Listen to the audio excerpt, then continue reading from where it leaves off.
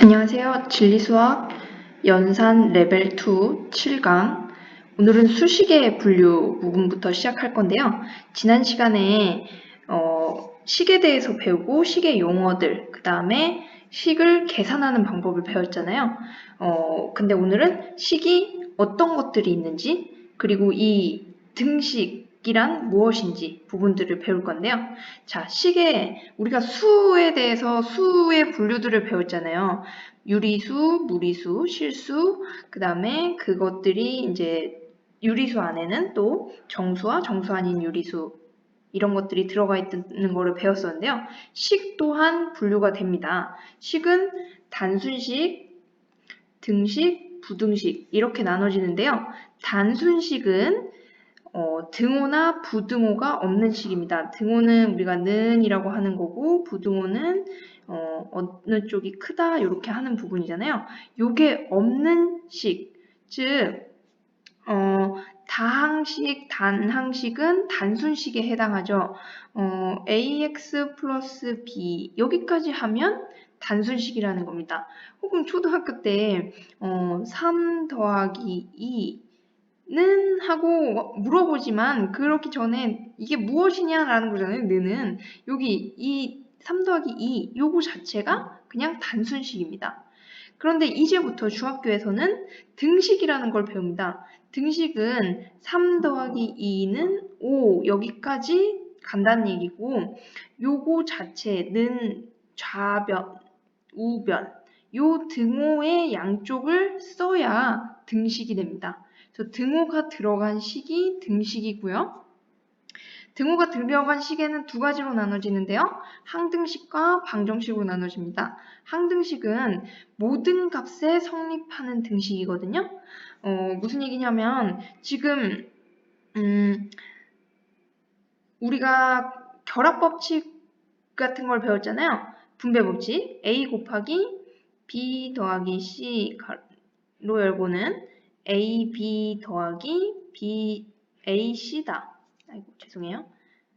ab 더하기 ac다. 이렇게 했을 때 요것이 등호로 이루어져 있기 때문에 등식이잖아요. 근데 여기에 a, b, c에 어떤 자연수나 유리수나 정수를 넣어도 여기 이 등호는 성립을 하잖아요. 이런 법칙, 공식 이런 것들은 항등식에 속합니다. 모든 값, 어떤 값을 대입해도 성립하는 등식이죠. 또한 해가 무수히 많은 식도 항등식에 속하는데요. 해가 무수히 많은 식은 밑에서 좀 다시 설명을 드릴 거고요. 어찌됐든 예를 들면 지금 여기 나온 것 이외에도 뭐 A, B 플러스는 B 플러스 A랑 같다 이런 교환법칙 이런 것도 항등식에 속합니다. 어떤 수를 넣어도 성립하잖아요. 반면에 방정식 같은 경우는 특정 값에 성립하는 등식입니다. 우리가 이 단원의 제목이 방정식이잖아요. 그래서 특정 값에 성립하는 등식을 세우고 이 등식을 성립하게 하는 특정 값을 찾아내는 게 방정식을 푼다라는 겁니다. 그래서 특정 값에 성립하는 등식은 AX는 B다. 그러면 x는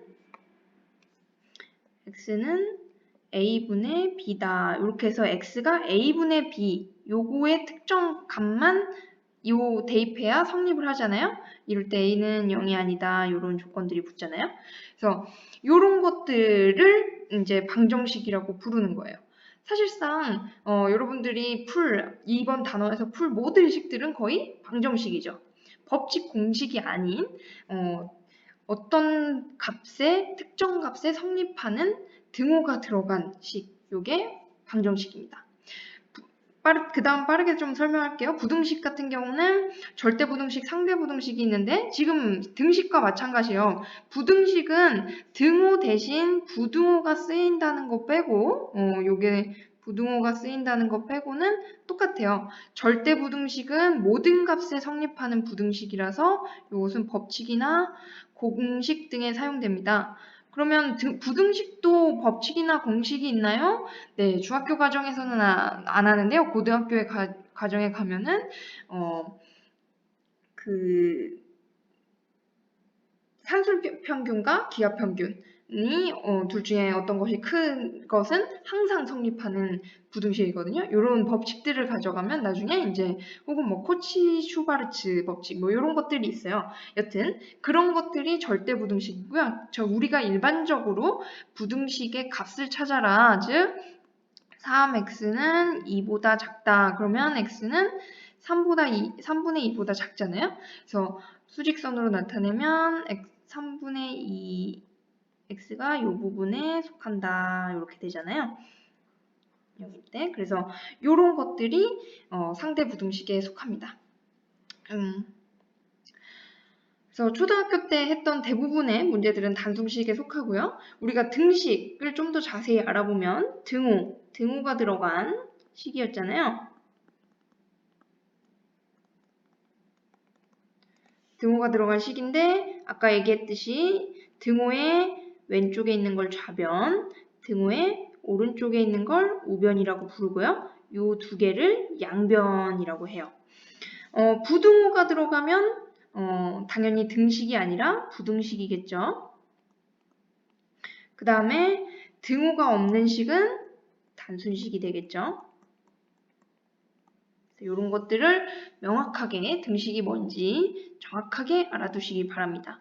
또한 등식의 성질은 우리가 좌변, 우변을 나눴었잖아요. 등호의 왼쪽, 오른쪽. 여기가 는은 같다는 얘기잖아요. 그래서 등식은 이 양변이 두 개 양변이 같기 때문에 이 양변이 같은 상태에서 같은 수를 더해줘도 등식은 성립합니다. 즉 저울과 같은 거예요. 양쪽이 무게가 같으면 같은 상태에서 같은 크기의 어떤 다른 거를 더해줘도 같은 수를 더해줘도 저울은 변하지가 않죠. 그래서 이 등식은 같은 수를 더해줘도 또 혹은 같은 수를 얘를 빼줘요. 같은 수를 빼줘도 아니면 같은 수를 곱해줘도 이거를 이거를 두 개씩 해줘요. 그래도 등식은 성립합니다. 즉 양쪽의 양변의 값은 변화가 없다. 이 등호는 계속해서 유지된다. 이런 얘기고요. 그 다음에 0이 아닌 같은 수로 나누어도 등식은 성립합니다. 여기에 두 개가 있는데 반으로 나누어서 이게 하나만 남아도 양변에 같이 해주면 등식은 계속 성립한다는 겁니다. 이게 등식의 성질이고요. 이 등식의 성질을 이용해서 좌변이든 우변이든 어느 한쪽 변에 있는 항을 부호를 바꾸거나 곱하기를 나누기로 해서 다른 변으로 옮기는 거를 이항이라고 하는데요. 이거는 등식의 성질이 성립하기 때문에 즉 2x는 3이면 2x 더하기 3은 3이다 라고 했다면 이게 지금 2x 플러스 3과 3은 같다는 상태거든요. 그러면 양변의 같은 수를 빼줘도 등식은 성립을 하잖아요. 그러면 2x는 0이 되잖아요. 그런데 이거를 2x 더하기 3은 3일 때 요 더하기 3을 부호를 바꿔서 다른 변 쪽으로 옮겨주면 요거 없어지고 요렇게 해줘도 2x는 0이 되죠. 요렇게 해줘도 똑같다라고 해서 요거를 이쪽으로 옮겨준다 해가지고 이항이라고 하는데요. 기본 원칙은 지금 등식의 성질, 같은 양쪽에 같은 걸 빼주는 거, 요게 요렇게 이항을 한다라는 것으로 간단하게 표시해 주는 거지 원리는 등식의 성질을 이용한 거다라는 거를 이해해 두시면 되겠습니다. 그렇다면 1차 방정식은 뭐냐? 방정식은 아까 특정 값에 성립하는 등식이라고 했고요. 1차라는 건 뭐냐면 우리가 지난 시간에 다항식의 차수는 문자, 그 항에 문자가 들어있을 때 이 문자가 몇 번 곱해졌느냐? y의 3승이다. 그러면 y가 3번 곱해졌기 때문에 3차 항 이렇게 말했고, 이런 다항식에서 문자의 차수가 제일 높은 애, 즉 y 세제곱 플러스 y 플러스 3 요런 다항식이 있다. 그러면 요건 다항식은 단순식에 속하잖아요. 요 y가 세 개 곱해진 게 가장 높은 차수잖아요. 그래서 요게 3차식이 됐었잖아요. 근데 1차 방정식이다. 그러면 제일 높은 차수가 1차라는 얘기죠. 즉 x 플러스 3은 5 요렇게 된 게 1차 방정식이라는 거고요. 요게 뭐 y 플러스 3은 5 이렇게 해도 1차 방정식이죠. 그런데 x에 대한 1차 방정식이다. 그러면 문자가 x로 쓰여져 있고 x의 특정 값, 즉 이 등식을 성립하게 만드는 x의 특정 값을 찾아내는 방정식을 x에 대한 1차 방정식이라고 부르는 거죠. 그래서 1차 방정식을 풀 때는 x에 대한 1차 방정식은 만약에 괄호가 있으면 괄호는 하나로 본다고 했잖아요. 문자와 식을 배울 때. 그래서 이렇게 돼 있으면 괄호를 먼저 풀으란 얘기인데 요거 이렇게 x3을 이제 곱해주란 얘기인데요.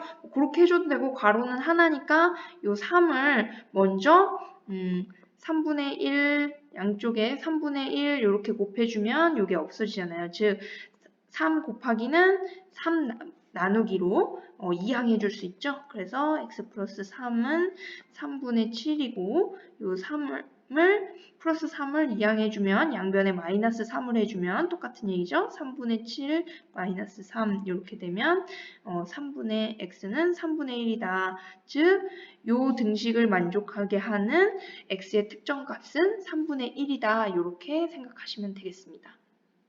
마지막으로 특수한 해를 갖는 방정식인데요.